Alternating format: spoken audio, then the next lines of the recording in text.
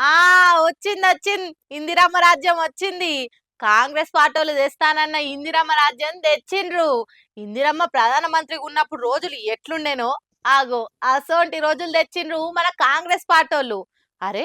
బయట జనాలు సర్కారు సక్కదనం జూసి మస్తు తిడుతున్నారు. ఈ పిల్లేమో ఇందిరమ్మ రాజ్యం వచ్చిందన్నట్టు చెప్తుందేంది? అనే గదా మీరు ఆలోచన చేస్తున్నది.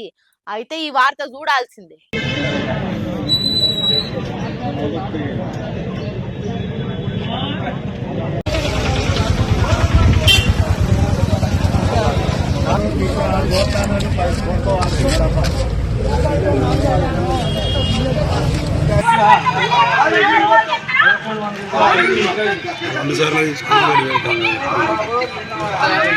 ఇది కాదా ఇందిరమ్మ రాజ్యం, ఇది కాదా ఆనాటి కాలంలో ఉన్న పరిస్థితి.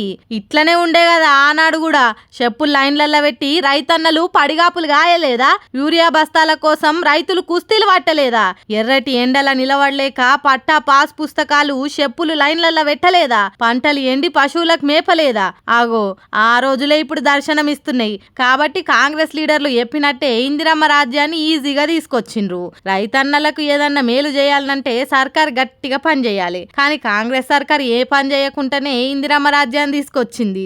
ఇప్పటి జనరేషన్ కు అప్పటి ఇందిరమ్మ రాజ్యం ఇట్లుండే అని గుర్తు చేస్తున్నది. రైతులను మండు టెండలల్ల నిలబెడుతున్నది.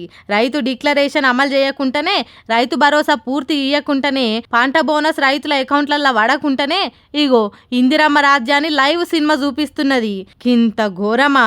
గీ తీరుగా రైతులను తిప్పల పెట్టుకుంటారా? ముందు చూపు లేకుంటే ఇగో గిట్లనే ఉంటది. కండ్ల ముందు రైతుల కష్టాలున్నా కనిపించనట్టే చేస్తే ఈ సర్కార్ని ఏమనాలే? ఇప్పటికి కూడా మొద్దు నిద్ర ఇవ్వకుంటే ఎట్లా తిట్టాలి ఇలను అని ట్విట్టర్లో పోస్ట్ పెట్టిండు మాజీ మంత్రి హరీష్ రావు. తెలంగాణ రైతన్నలను గింత గోస పెట్టుకుంటారా? కేసీఆర్ ఉన్నప్పుడు మళ్ళా ఇసొంటి రోజులు రావద్దని ఎంతో తిప్పలబడి రైతులకు ఎప్పటికప్పుడు యూరియా కష్టాలు లేకుండా చూస్తే మళ్ళా మొదటికే వచ్చింది కథ. ఏ రంది లేకుండా వ్యవసాయం పనులు చేసుకునే రైతులను గిట్ల ఎండల నిలబెడుతున్నది కాంగ్రెస్ సర్కారు. ఇదే మీరన్న ఇందిరమ్మ రాజ్యం అన్నట్టు ట్విట్టర్లో రాసుకొచ్చిండు హరీష్ రావు. ఇప్పటికైనా కాంగ్రెస్ వాళ్ళు కళ్ళు తెరవాలని, రైతులకు ఏ బాధ లేకుండా చూడాలని కోరిండు. మరి సర్కారు ఎట్లా సోయికొస్తుందో ఏమో చూడాలిగా.